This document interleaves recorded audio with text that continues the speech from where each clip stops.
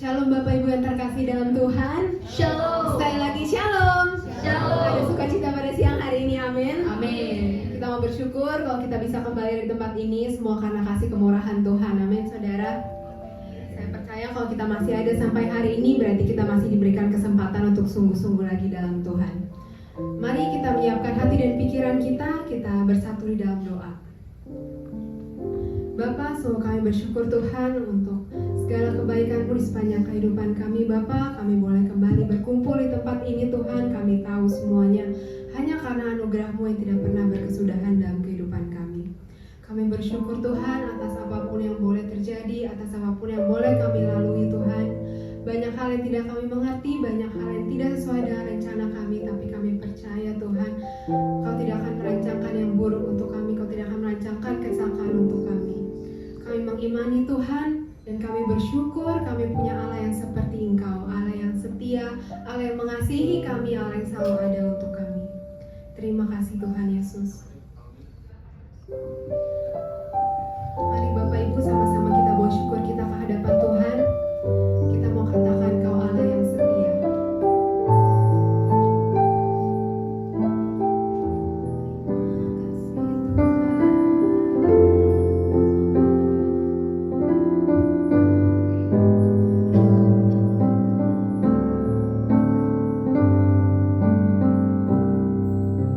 Mari katakan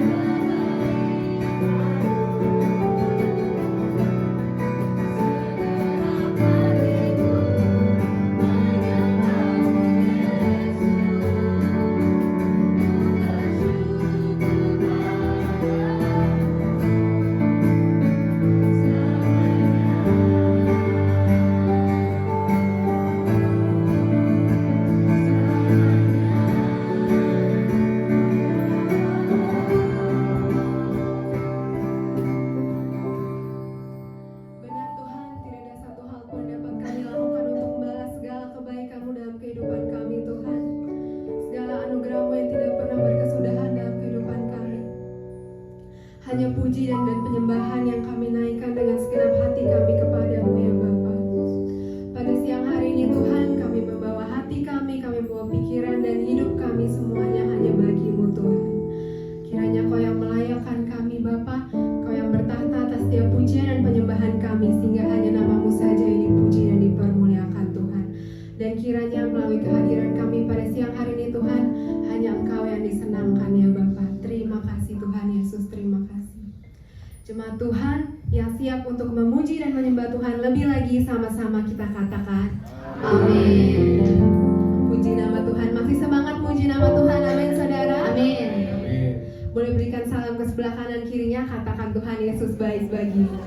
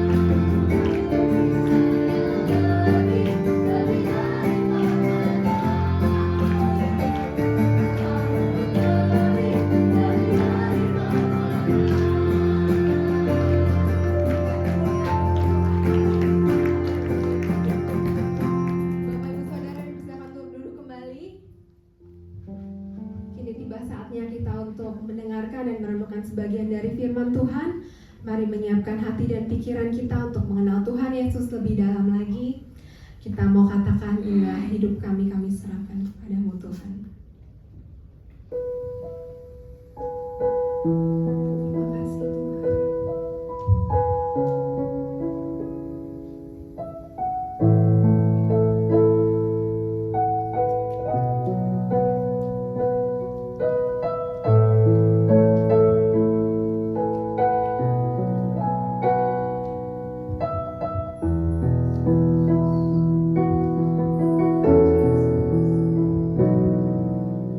Ini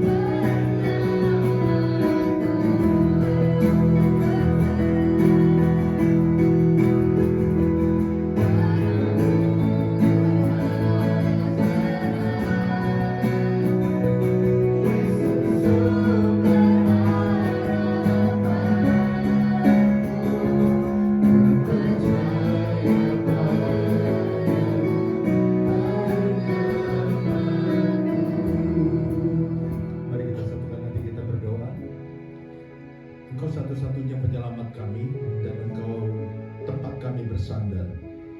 Kami menaruh pengharapan dalam Engkau, sebab pengharapan di dalam Engkau tidak pernah mengecewakan.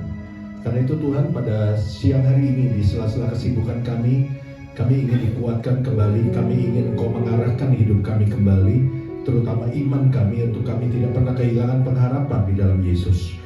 mata kami tetap tertuju kepadamu. Karena itu berfirman kepada kami, Roh Kudus urapi hambamu dan pimpinlah perkataan dan pikiran hambamu, supaya hambamu tidak berkata-kata dari diri hambamu sendiri, melainkan hikmatmu yang tersalurkan lewat setiap pemberitaan firman pada siang hari ini. Dalam nama Yesus kami berdoa dan kita semua katakan amin. Silakan duduk Bapak Ibu Saudara yang dikasihi Tuhan. Oke, shalom, selamat siang. Semua bersuka cita? Oke, coba lihat sebelah kiri kanannya mukanya gimana gitu kan. Kalau ada yang kurang suka cita, coba dijewer dikit pipinya, saudara. Ya, puji Tuhan, di sela-sela kesibukan kita siapkan hati kita untuk dengar firman Tuhan. Oke, hari ini saya rubah tema firman Tuhan ya, karena tadi saya berpikir tidak ada PowerPoint ya. Dan oke, bisa? Oh nggak apa-apa ya, pakai saya. Oke, saudara buka di dalam Kejadian pasal 32 di handphone saudara. Jadi saya akan permudah saudara, kita nggak akan bolak-balik ayat, kita akan bahas perikop ini aja. Kejadian pasal 32 ayat 22 sampai ayat yang ke-30. Saudara buka Alkitab saudara, kita akan belajar dari seorang namanya Yakub, bahwa manusia pada zaman dulu itu juga punya masalah saudara. Jangan bilang kita yang punya masalah di zaman ini aja, tapi ternyata zaman dulu kita melihat bahwa seorang yang namanya Yakub itu punya pergumulan yang hebat. Udah ketemu? Kejadian 32 ayat 22 sampai ayat 30? Oke ya, pastikan itu Alkitab bukan Al-Quran saudara ya. Kalau Al-Quran saudara nggak ketemu. Oke, saya akan mengajak kita membaca bergantian. Saya baca ayat 22, saudara baca ayat 23, nanti ayat 30 kita baca sama-sama. Pada malam itu Yakub bangun dan ia membawa kedua istrinya, kedua budaknya perempuan dan ke-11 anaknya, dan menyeberang di tempat penyeberangan sungai Yabok. Silakan. Lalu tinggallah Yakub seorang diri, dan seorang laki-laki bergulat dengan dia sampai fajar menyingsing.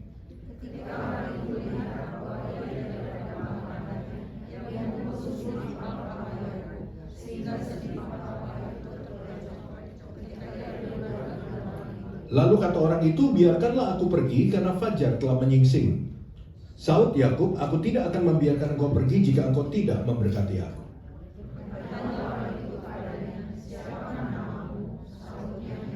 Lalu kata orang itu, namamu tidak akan disebutkan lagi Yakub tetapi Israel, sebab engkau telah bergumul melawan Allah dan manusia dan engkau menang.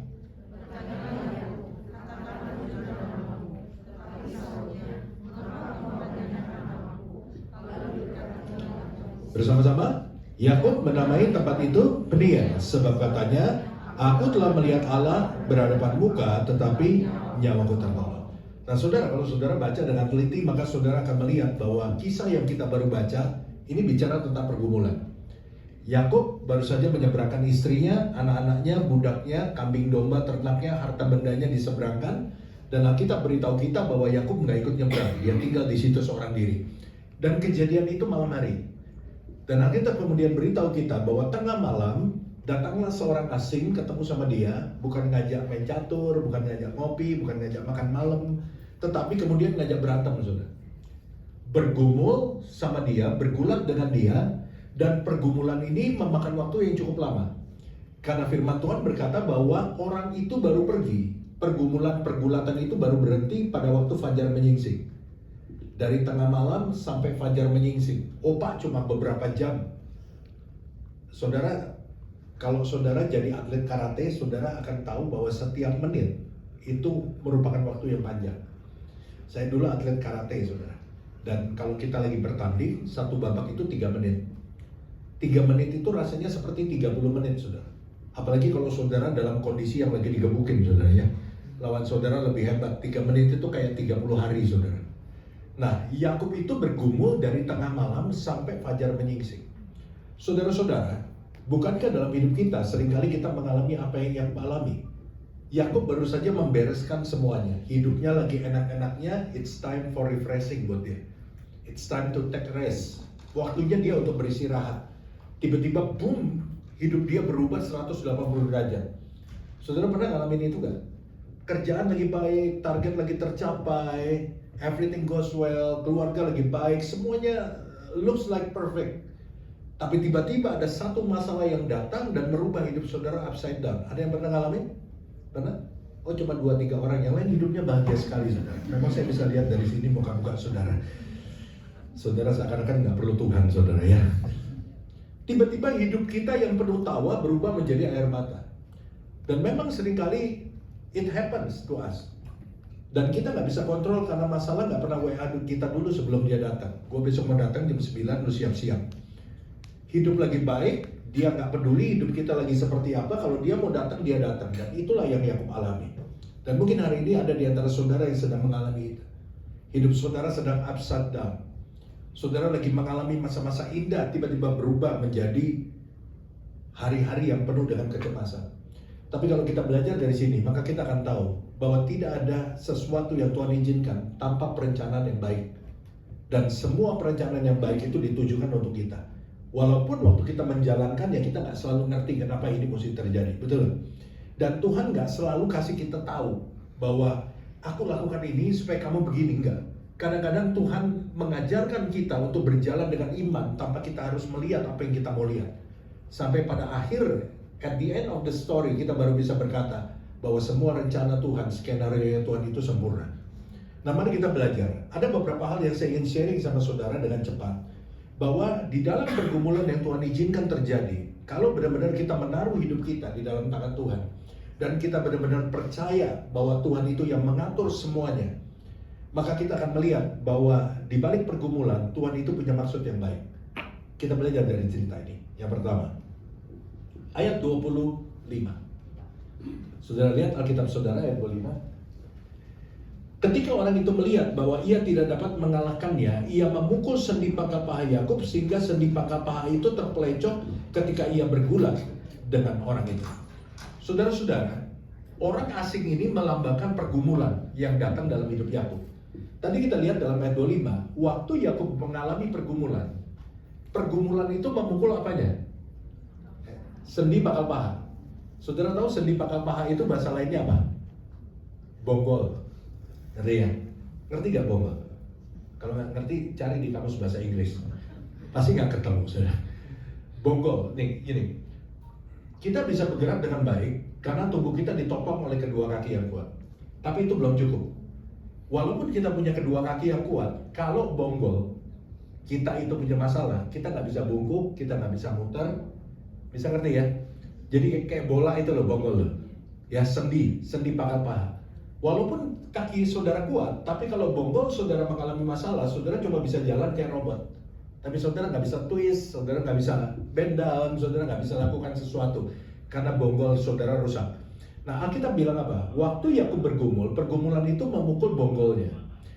Dan sendi pangkal paha di dalam kisah ini punya makna rohani, yaitu apa? Sumber kekuatan. Seringkali di dalam pergumulan Tuhan itu hancurin kita. Tujuannya apa? Ini yang pertama. Masalah diizinkan Tuhan supaya Anda bergantung sama Tuhan. Ya. Yakub dipukul sumber kekuatannya. Seringkali saudara, kalau kita nggak dipukul sumber kekuatannya, kita jadi orang yang hidupnya lupa Tuhan. Kita merasa bahwa I don't need you Lord. Gue punya uang, tabungan gue banyak, saya punya depositonya banyak. Rasanya kalau nggak ada Tuhan pun saya bisa hidup kok. Saya tahu apa yang saya mau makan besok, saya bisa beli apa aja karena saya punya harta banyak. Dan tanpa kita sadari bahwa harta kita itu naik melampaui Tuhan dalam hidup kita. Sehingga harta jadi nomor satu, harta jadi andalan kita, dan kita pikir bahwa harta adalah Tuhan kita. Semuanya karena harta. Kita bisa hidup karena harta, dan Tuhan turun posisinya ke bawah.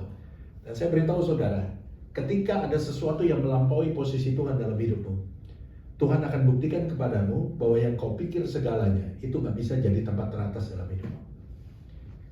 Sumber kekuatan dihancurin sama Tuhan. Ada orang-orang yang sumber kekuatannya apa? Ya yang pertama tadi harta. Tuhan lihat, oh tempatnya Tuhan digantikan oleh harta. Tuhan buktiin bahwa harta gak bisa jadi Tuhan. Dibikin bangkrut, saudara. Diizinkan bangkrut. Kalau udah bangkrut, cari Tuhan lagi gak biasanya? Cari Tuhan lagi. Lagunya udah mulai berubah. Aku berserah. Gitu, saudara. Tuhan bilang udah bangkrut, habis-habisan baru aku berserah. Jadi saudara, di sini kita belajar bahwa seringkali lewat pergumulan Tuhan itu menghancurkan apa yang menjadi andalan kita. Bukan karena Tuhan jahat.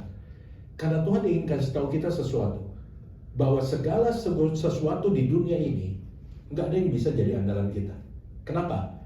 Sesuatu yang berubah, sesuatu yang bisa hilang, sesuatu yang bisa hancur, sesuatu yang tidak tetap, itu tidak bisa kita andalkan. Kenapa banyak investor hengkang dari negara kita? Karena mereka menilai kebijakan politik dan ekonomi kita tidak tetap, tidak berubah, tidak berubah-ubah. Dan mereka nggak bisa bikin planning. Dan baru bikin planning setahun berubah lagi, baru bikin planning setahun berubah lagi. Makanya mereka hengkang, mereka buka di Bangkok, di Vietnam. Kita tidak bisa memegang dan mengandalkan apa yang bisa berubah. Oke, saya tanya, uangmu tetap gak? Atau bisa berubah? Ya? Uang bisa berubah atau tetap? Bisa berubah ya? Ini ngomong berubah pasti lagi berubah nih. Harta kita bukan sesuatu yang tetap. Apa yang kita miliki hari ini kita nggak tahu besok kita miliki atau enggak. Kesehatanmu bisa berubah? Bisa. Karirmu bisa berubah? Jabatan saudara bisa hilang? Bisa. Anak saudara bisa berubah? So apa yang saudara andalin kalau gitu? Coba mention apa yang nggak bisa berubah di dalam dunia ini. Jawabannya cuma satu. Tidak ada. Tapi Yesus ingin menunjukkan apa? Jangan andalkan yang tidak berubah. Tapi Yesus tunjukkan bahwa Yesus satu-satunya yang nggak pernah berubah. Karena firman Tuhan itu Alkitab bilang tidak pernah berubah dulu, sekarang, sampai selamanya. Segala sesuatu boleh berlalu, tapi firman Tuhan tidak tetap sampai selama-lamanya. Nah itu yang seringkali Tuhan mau tunjukin sama kita. Masalah itu seringkali mengingatkan kita akan Tuhan. Kalau nggak ada masalah kita seringkali lupa sama Tuhan. Betul nggak? Doa cuma sekedarnya, ayo ngaku. Kamu doa gak tiap hari? Doa. Doa apa? Makan siang, makan malam. Itu bukan doa, saudara ya. Hubungan pribadi kita sama Tuhan juga seenaknya. Ke gereja juga kerinduan kita. Coba saudara evaluasi. Pada waktu saudara ke gereja, sikap hati saudara gimana? Kerinduan saudara sama Tuhan gimana? Dan bandingkan pada waktu dulu saudara pertama kali kenal Tuhan. Masih sama gak gregetnya? Hari ini sama dulu masih sama gak? Dulu waktu pertama kali dijamah Tuhan, wah ke gereja baru duduk, worship leader baru nyanyi satu lagu udah nangis saudara. Kenapa? Waduh Tuhan, aku cinta Engkau. Rasanya tiap hari maunya di gereja. Nunggu-nunggu hari Minggu pulang gereja sedih, ditanya sama pendetanya, kenapa sedih? Karena nunggu hari Minggu lagi lama Pak Pendeta. Kenapa Tuhan tidak ciptakan tiap hari Minggu? Nggak ada yang kerja berarti saudara. Kalau udah mau hari Minggu udah senang, oh Tuhan bentar lagi hari Minggu, mau ketemu Tuhan, udah siapin baju dari hari Jumat. Itu dulu. Pertanyaan sekarang masih gitu gak? Mau ketemu Tuhan senang. Sekarang nanya sama temannya, hari apa sih sekarang? Hari Jumat. Gila ya, perasaan gue baru pulang dari gereja kemarin. Kayaknya udah mesti ke gereja lagi bentar lagi. Cuma kita dan Tuhan yang tahu. Cek dalam dirimu siapa tempat pertama dalam hidup saudara. Siapa sumber kekuatan saudara? Apakah Tuhan masih jadi sumber kekuatan? Tuhan sayang sama saudara. Dan kalau Tuhan izinkan sesuatu terjadi dalam hidup saudara, kalau dia pukul, dia habisin sesuatu yang dia pikir mengancam kehidupan saudara, jangan salahkan Tuhan. Karena Tuhan sayang sama saudara. Makna pergumulan yang pertama, pergumulan seringkali diizinkan Tuhan untuk membuat kita ingat sama Tuhan dan bergantung sama Tuhan. Yang kedua, apa yang kita bisa pelajari dari pergumulan? Ayat 26. Lalu kata orang itu, biarkanlah aku pergi karena apa saudara? Karena fajar telah menyingsing. Pada waktu Yakub lagi bergumul, pergumulan itu bilang apa? Aku harus pergi karena fajar telah menyingsing. Berita baik buat saudara. Apa yang kita bisa pelajari dari pergumulan? Bahwa setiap pergumulan itu ada batas waktunya. Waktu Yakub bergumul, pergumulan itu bilang apa? Aku gak bisa tinggal lama dalam hidupmu. Aku harus pergi. Sudah waktunya aku pergi. Kenapa? Karena fajar telah menyingsing. Fajar yang menyingsing itu seringkali melambangkan pertolongan Tuhan. Saya mau katakan kepada saudara siang ini, apapun pergumulan yang saudara alami hari ini, berita baik dari firman Tuhan, pergumulanmu ada expired date-nya. Satu hari pergumulan itu akan pergi dari hidupmu kalau saudara tidak pernah memutuskan untuk menyerah. Jangan menyerah. Selama engkau tidak menyerah, engkau sedang menuju kepada expired date daripada pergumulan saudara. Dan satu hari pergumulan itu akan pamit dari dalam diri saudara. Kenapa? Karena dia tahu bahwa fajar telah menyingsing dalam hidupmu. Pertolongan, pemulihan Tuhan, mujizat Tuhan akan datang dalam hidup saudara. Selama engkau tidak menyerah. Nah, orang yang dalam pergumulan seringkali saya gambarkan seperti orang yang ada di dalam sebuah pipa yang besar dan panjang. Ketika seseorang berada di tengah-tengah pipa yang besar dan panjang, dia nggak bisa lihat apa-apa, cuma gelap doang. Ke depan gelap, ke belakang gelap, karena dia ada di tengah-tengah. Tapi saudara mesti ingat bahwa sepanjang-panjangnya pipa itu ada apanya? Bukan ada airnya, ada ujungnya. Bagaimana orang ini bisa mencapai ujung pipa itu? Tidak ada jalan lain, dia nggak boleh diam di tempat. Dia mesti jalan ke depan. Dan kemudian 30 meter dari ujung pipa itu, dia akan melihat bahwa pipa itu tidak segelap sebelumnya. Dan pada waktu dia sampai di ujung pipa itu, maka dia akan melihat bahwa ternyata di pipa yang begitu gelap waktu dia ada di tengah, di ujungnya ada terang yang luar biasa. Hari ini saya mau katakan, mungkin saudara tinggal 30 meter dari ujung pipa persoalanmu. Jangan menyerah. Mungkin hari ini ada orang-orang yang tinggal selangkah lagi engkau sampai di luar pipa itu. Jangan menyerah.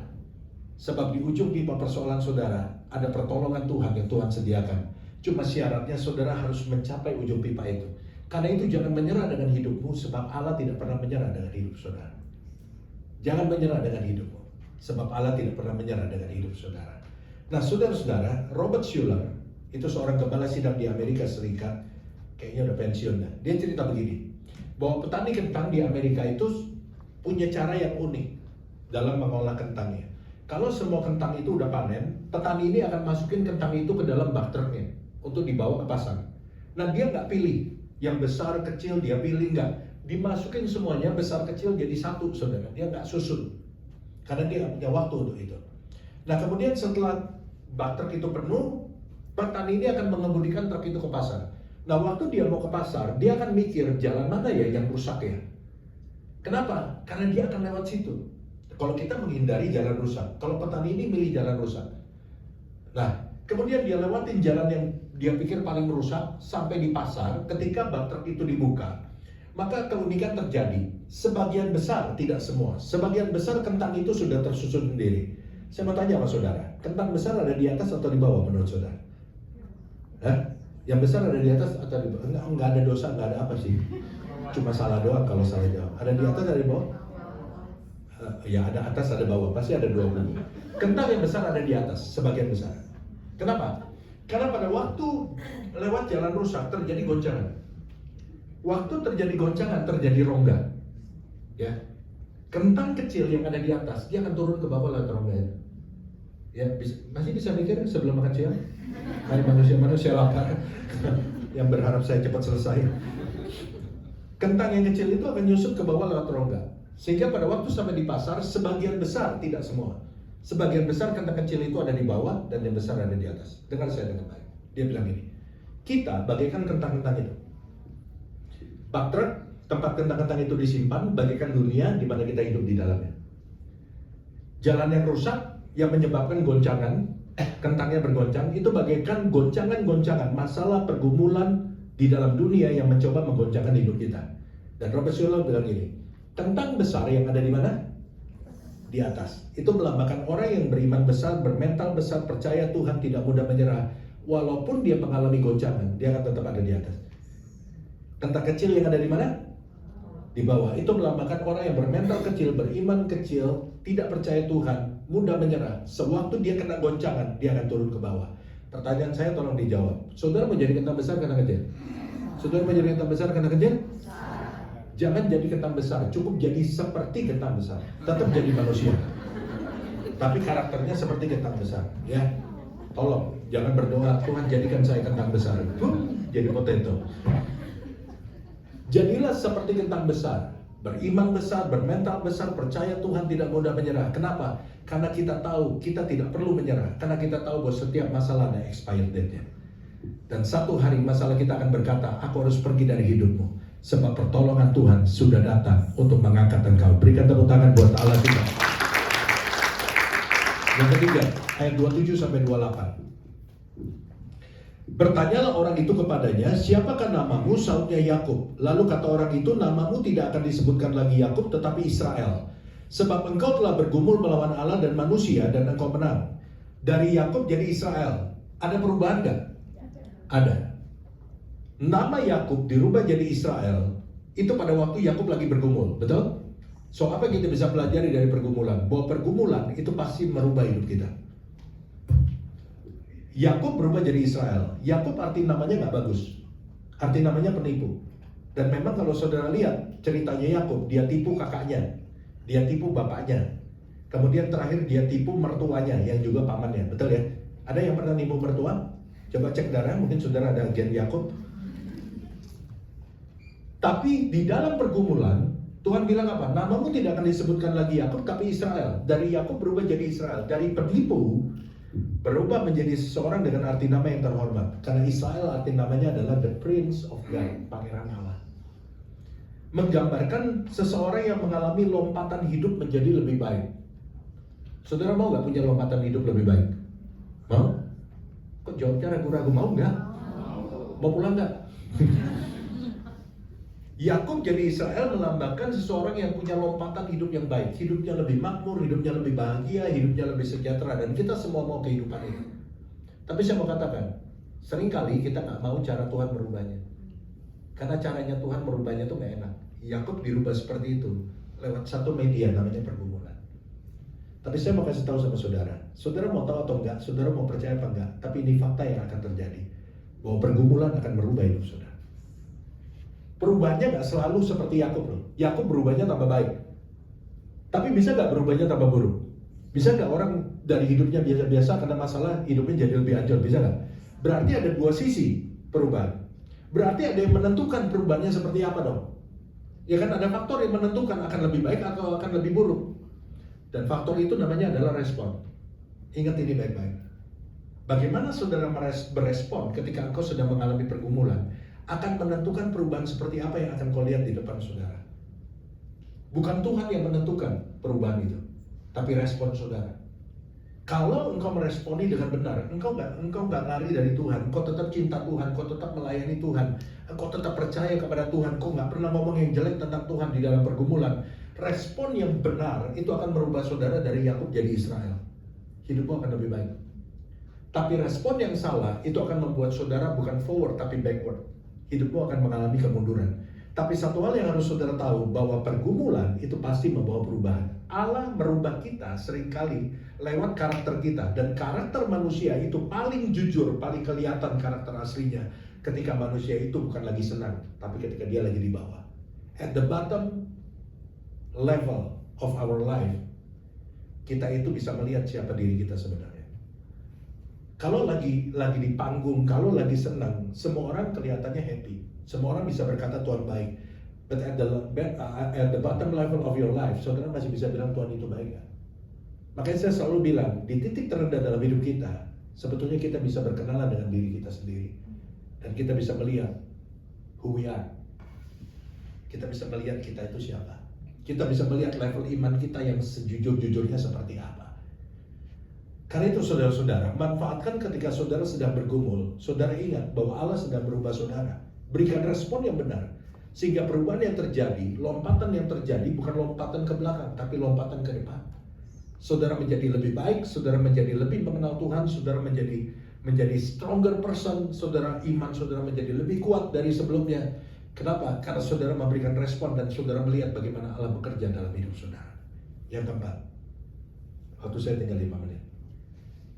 Kata-kata pengharapan 5 menit lagi saya kelar. Ayat 29. Bertanyalah Yakub, katakanlah juga namamu. Tetapi sautnya, mengapa engkau menanyakan namaku? Lalu diberkatinya Yakub di situ. Ayat ini ayat berapa? 29. Tadi kita baca sampai ayat berapa?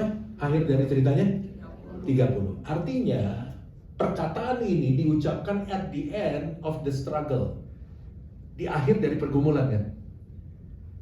Apa yang dikatakan, apa yang diceritakan di akhir dari pergumulan? Bahwa Tuhan pada akhirnya memberkati Yakub.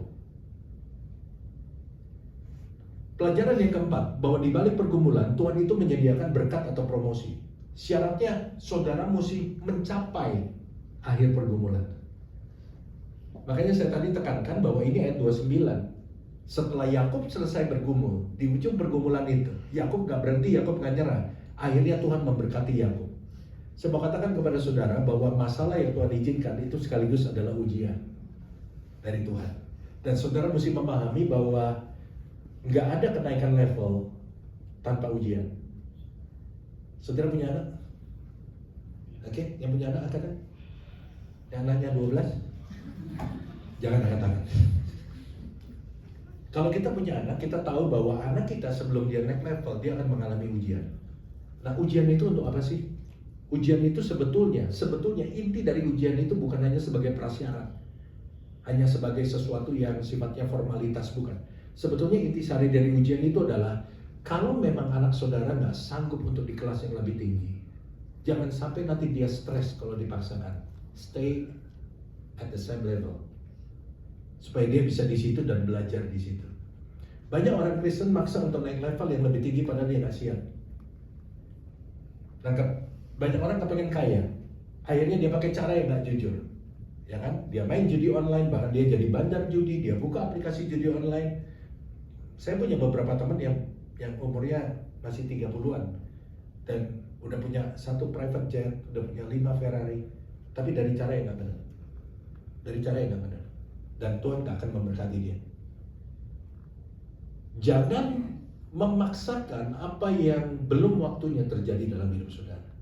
Ikutin aja Tuhan maunya kemana, karena semua yang datang dari Tuhan itu pasti perfect dan indah. Nah, di balik pergumulan Tuhan itu menyediakan promosi. Syaratnya cuma satu, saudara mesti memenangkan pergumulan itu. Saudara tahu, untuk mendapatkan hadiah kita perlu memenangkan sebuah pertandingan. Dan itu prinsip kerjanya Tuhan, bahwa setiap kemenangan akan mendapatkan reward. Makanya Alkitab bilang nanti kita di surga kita akan terima mahkota. Tahu ayat itu? Ada mahkota gembala dan lain-lain sebagainya. Sebagai apa? Sebagai reward. Sekresnya asuransi. Ya, saudara juga kan sering jalan-jalan. Kayak teman saya, bulan ini dia posting lagi di Barcelona. Nanti 6 bulan lagi dia posting lagi di Swiss. Kerja apa? Yang punya pohon duit kali di rumah. Dia bilang saya dapat reward. Sebetulnya itu nyontoh cara kerjanya Tuhan. Banyak hal yang terjadi di dunia itu nyontoh prinsipnya Tuhan, ya, termasuk ini. Setiap kemenangan ada rewardnya. Saudara tahu, kalau saudara ke salah satu restoran cepat saji di Jakarta, saya selalu kalau kesana saya pesen cuma satu, fish burger doang. Saya nggak pernah pesen yang lain. Tahu ya, mulai ngebayang ya restorannya apa. Saudara tahu itu nyontoh dari 5 roti 2 ikan. Itu the first fish burger in the world. Jadi saudara, saya mau dorong saudara menangkan pergumulan saudara. Karena di ujung pergumulan itu ada reward yang Tuhan sediakan. Tuhan hanya bisa menyambut orang-orang yang menang. Tuhan menunggu di finish line. Untuk apa? Untuk mengalunkan medali kepada saudara. Nggak ada promosi tanpa saudara setia di level yang sekarang. Tanpa saudara memenangkan level yang sekarang. Tapi ketika saudara berhasil menang dan mencapai finish line, Tuhan tidak akan menunda apa yang harusnya diberikan buat saudara. Yang kelima, yang terakhir, ayat 30. Yakub menamai tempat itu Peniel sebab katanya, aku telah melihat Allah berhadapan muka tetapi nyawaku tertolong. Yakub melihat siapa? Melihat Allah. Pertanyaan saya, di mana Yakub melihat Allah? Dalam situasi apa? Ketika dia sedang saudara nangkap? Ketika dia sedang bergumul. Artinya Allah ada di dalam pergumulan. Ya, now you know bahwa tuh saudara nggak pernah sendiri. Karena Yakub berkata apa? Aku telah melihat Allah. I see the Lord in my struggle. Berarti di dalam pergumulan yang saudara alami hari ini, Tuhan ada di situ. Namun seringkali kita fokus kepada pergumulan yang besar sehingga kita nggak bisa melihat bahwa Allah yang besar ada di samping kita. Kita terlalu fokus kepada masalah kita yang besar sehingga kita lupa bahwa Allah yang besar ada di sebelah kita dan kita diamin dia. Tapi sekarang saudara tahu bahwa Allah itu ada bersama dengan saudara di dalam pergumulan. Kenapa Tuhan hadir dalam pergumulan? Karena orang-orang yang di dalam pergumulan adalah orang-orang yang punya potensi untuk melihat mujizat. Karena tidak ada mujizat, perhatikan, tidak ada mujizat tanpa didahului oleh sebuah pergumulan. Saudara nggak bisa bilang saudara sembuh kalau saudara nggak pernah sakit. Berarti kalau saudara sakit, saudara bisa sembuh. Saudara adalah orang yang punya potensi untuk sembuh. Saudara nggak bisa bilang saudara mengalami pemulihan kalau saudara nggak pernah terpuruk. Am I make any sense to you? Saudara nggak bisa bilang kesaksian puji Tuhan, saudara-saudara saya sembuh. Jemaatnya sakit apa? Saya nggak sakit. Nah, itu lagi sakit dia. Sakit jiwa saudara. So hari ini saya cuma mau ingatkan kalau saudara lagi ngalamin sesuatu Entah itu penyakit, entah itu keterpurukan, entah itu pergumulan. Artinya apa? Saudara adalah orang yang punya potensi untuk mengalami mujizat. Saudara adalah orang yang punya potensi untuk mengalami kesembuhan, pemulihan, kebangkitan, dan lain sebagainya. Anything you need. Dan Allah ada di situ untuk membuat itu. Kalau saudara nggak nyerah. Nah, seringkali saya katakan sebagai penutup, pergumulan adalah kendaraan yang membawa kita kepada satu tempat yang namanya mujizat. When you still stay at the vehicle, you will reach the destination. Asal jangan keluar dari kendaraan itu, saudara akan sampai ke satu tempat namanya mujizat. Semoga firman Tuhan ini memberkati kita semua. Saudara dikuatkan oleh firman Tuhan. Nggak nyanyi deh, kita langsung doa karena waktunya. Yuk kita doa yuk. Kami mengucap syukur untuk kesempatan kami boleh mendengar dan dikuatkan oleh firman Tuhan. Berkati setiap anak-anak-Mu Tuhan, sebab perkataan hamba-Mu sebagai manusia terbatas. Biar Roh Kudus yang akan memvisualisasikan segala perkataan ini merubah dari logos jadi rema, yaitu dari perkataan firman menjadi pengalaman hidup buat mereka, sehingga mereka bisa melihat bahwa di tengah pergumulan mereka Allah itu ada bersama dengan mereka. Biar mereka boleh mengalami Tuhan di tengah-tengah pergumulan, dan mereka menjadi pemenang, mereka mencapai garis akhir, dan Tuhan akan menyediakan reward buat mereka. Dalam nama Yesus kami berdoa, dan kita semua katakan amin. God bless you.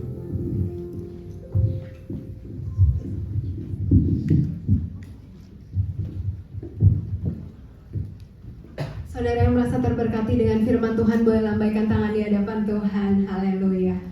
Terima kasih kepada Pastor Jeffrey yang sudah menyampaikan firman Tuhan. Kiranya Tuhan yang akan perluas pelayanan Bapak lebih hari lebih dahsyat lagi. Kini tiba saatnya kita untuk memberikan yang terbaik bagi Tuhan. Sebelumnya mari kita bersatu di dalam doa. Bapak, terima kasih Tuhan Kau sudah menyertai ibadah kami dari awal pertengahan hingga saat ini Bapak. Terima kasih atas firman yang telah kami dengar dan kami renungkan. Kiranya apa yang telah kami renungkan bisa menjadi rema. Roh Kudus bantu kami untuk kami bisa menerapkannya dalam kehidupan kami sehari-hari. Kau yang berkati juga Pastor Jeffrey Tuhan yang sudah menyampaikan firman Tuhan. Kiranya Kau yang pakai dan Kau yang berkati beliau lebih hari lebih dahsyat lagi. Kini tiba saatnya Tuhan kami mau memberikan yang terbaik untuk-Mu. Kami tahu, kami sadar Tuhan seberapa yang kami beri tidak akan sebanding dengan apa yang telah kami terima. Tapi kami memberi dengan sukacita, kami memberi dengan ungkapan syukur kami.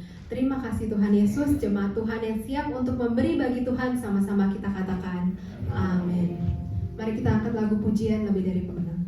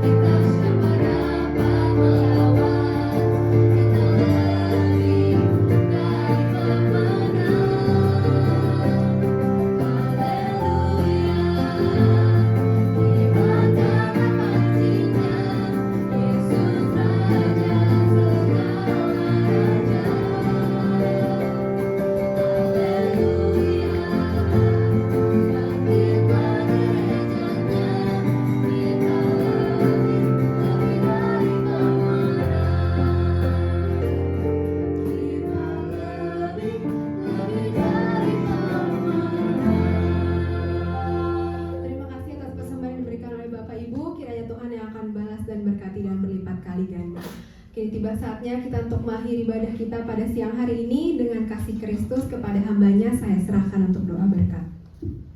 Mari kita bangkit berdiri bersama-sama. Kita akhiri ibadah kita dan menerima doa berkat. Bapak, kami mengucap syukur untuk ibadah yang Tuhan sudah pimpin dari awal, pertengahan hingga akhirnya. Bersyukur untuk setiap kami yang boleh hadir dan dikuatkan lewat kebenaran firman Tuhan, dan juga untuk semua rekan-rekan yang sudah melayani. Engkau memberkati mereka dengan berlipat ganda. Nah, sekarang kami akan kembali kepada pekerjaan dan aktivitas kami. Sebelum kami tinggalkan tempat ini Tuhan, kami rindu berkat-Mu menyertai kami. Saudaraku yang dikasihi Tuhan, mari arahkan hatimu kepada Tuhan. Saudara-saudara, kembalilah ke pekerjaan dan aktivitasmu masing-masing. Dan terimalah segala berkat dan anugerah dari Allah Bapa di sorga, cinta kasih daripada Tuhan Yesus Kristus, Anaknya yang tunggal, persekutuan yang indah dan manis dengan Roh Kudus akan menyertai kita semua hari ini, bahkan sampai selama-lamanya. Kami terima berkat-Mu di dalam nama Yesus kami berdoa, dan semua yang percaya sudah diberkati berkata amin. Selamat siang, Tuhan berkati.